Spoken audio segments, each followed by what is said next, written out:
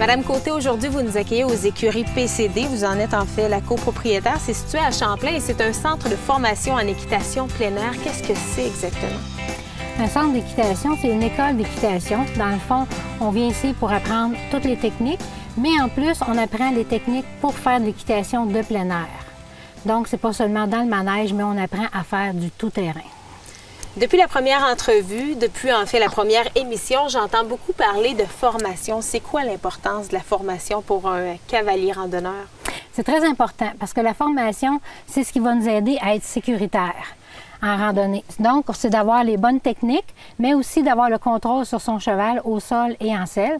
Ça nous permet aussi d'apprendre à aborder les différents obstacles qu'on va rencontrer en randonnée qu'on ne retrouve pas dans un manège. On pense à passer par-dessus un tronc d'arbre, traverser une rivière ou peu importe. Donc, c'est des choses qu'il faut apprendre à traverser, à aborder de façon sécuritaire. Ensuite, dans la formation pour les cavaliers randonneurs, on a aussi où on apprend à prendre soin de notre cheval. Les soins, comment le brosser, comment s'occuper de ses sabots. On s'occupe aussi de l'alimentation, d'avoir un équipement qui est adapté au cheval, d'avoir un équipement qui est sécuritaire. Fait que c'est tous ces aspects-là qu'on aborde dans la formation pour le cavalier randonneur. J'imagine que c'est vraiment beaucoup de travail, leur apprendre à passer par-dessus des obstacles et tout ça. Est-ce que vous êtes en mesure de déterminer c'est quoi un bon cheval pour faire de la randonnée comme ça? Un bon cheval de randonnée, c'est un cheval qui est bien éduqué, c'est un cheval qui est bien dressé. C'est aussi, on lui demande aussi des qualités physiques. Il doit être résistant, il doit être obéissant. Ça te prend un cheval qui est courageux, qui est calme. Puis physiquement, il faut qu'il soit capable de le faire. Donc, ça prend une bonne santé, une bonne conformation, un bon cardio, de la musculation. Fait que c'est tout ça qui va faire qu'on va avoir un bon cheval de randonnée. Ça doit être vraiment un travail de longue haleine? Oui, ça demande beaucoup d'entraînement, ça demande beaucoup d'expérience. Il faut que le cheval non seulement fasse du manège, mais aussi aille sur le terrain pour expérimenter les obstacles puis qu'on apprenne à contrôler. Et en terminant, on entend souvent parler du trek. C'est quoi exactement? Qu'est-ce que ça signifie? Le trek, c'est une compétition pour les cavaliers randonneurs. Il y a 3 épreuves dans le trek. La première épreuve, c'est ce qu'on appelle le parcours d'orientation de régularité. Les cavaliers vont en forêt avec une carte et une boussole et ils ont un trajet qu'ils doivent respecter avec des temps aussi à respecter. Puis il y a des points de contrôle en forêt. L'autre épreuve, c'est la maîtrise des allures, où les cavaliers, c'est une épreuve chronométrée. Ils doivent aller dans un corridor au galop et revenir au pas et le temps compte. Parfait. La dernière épreuve, c'est le parcours en terrain varié, le PTV. C'est celui qui est le plus spectaculaire pour les gens, les spectateurs qui viennent voir, parce qu'il y a 16 obstacles que le cheval doit franchir et chacun des obstacles est jugé. Donc, c'est pas de le faire vite, mais c'est de le faire bien. C'est plein d'épreuves comme ça, super intéressant. On en a vu plein d'exemples. D'ailleurs, un gros merci, Mme Côté. Ça fait plaisir. Audrey, grâce à Mme Côté, on a découvert ce qu'était un peu le trek, mais là, je veux vraiment savoir comment ça se passe dans les compétitions. C'est quoi au juste l'esprit derrière le trek?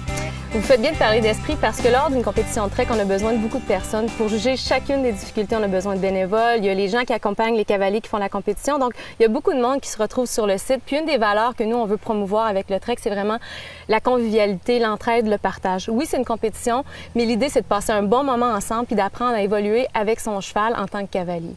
Je vous écoute parler, vous parlez de convivialité, de partage. J'imagine qu'un peu tout le monde peut prendre part à ce type de compétition ou à tout de moins pratiquer le trek. Tout à fait. Trek, technique de randonnée et caisse de compétition, ça a été en fait développé pour démontrer quelles étaient les compétences et les qualités du cheval et du cavalier de plein air.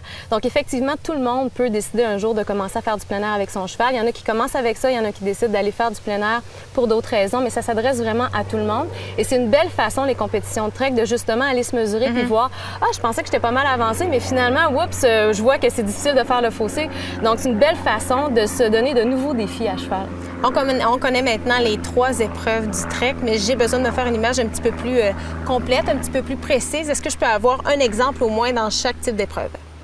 Donc, pour le parcours d'orientation et régularité, donc le POR, c'est vraiment de tracer son itinéraire, de partir avec la carte et la boussole, de se retrouver en forêt sur un itinéraire de X nombre de kilomètres. Donc ça, il faut le faire, il faut l'essayer.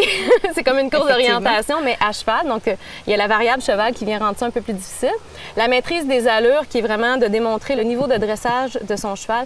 Le galop le plus lent, le pas le plus rapide. C'est quand même, ça a l'air facile, mais c'est des choses difficiles à réaliser sans briser l'allure.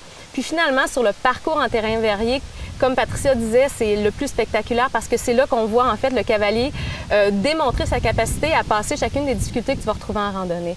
Donc, on peut avoir le fossé, on peut avoir la bordure maraîchère qui est une représentation en fait de ce que tu retrouves quand tu vas en forêt. On peut avoir la barrière, on peut avoir le contre-haut, contre-bas, le gué, toutes des choses qu'on va retrouver quand on est en randonnée. Vous êtes la responsable à Québec à cheval des programmes de formation. Qu'est-ce qui est offert chez vous? En fait, le programme de formation de Québec à cheval est vraiment spécialisé en équitation de plein air. Donc, c'est de préparer toutes les personnes, que ce soit des néophytes ou des personnes plus avancées, si vous voulez, dans leur démarche de formation en équitation, à développer leurs compétences dans le plein air à cheval. Donc, il y a différentes sortes de disciplines équestres. Le plein air a vraiment ses spécificités et le programme de formation focus là-dessus. Il y a la technique équestre, mais il y a aussi toutes les techniques de plein air qui viennent autour pour s'assurer d'avoir des pratiques qui sont sécuritaires autant pour nous que pour les chevaux lors d'une sortie en plein air. Donc, on a les programmes pour les cavaliers randonneurs, mais on a également les programmes pour les guides de tourisme équestre. Puis, il y a différentes spécialisations également qui sont offertes, que ce soit en trek, en randonnée, en tourisme équestre ou en entraînement. Et toute l'information est offerte sur votre site Internet. Rappelez-nous, s'il vous plaît, l'adresse. www.cheval.qc.ca. Merci beaucoup.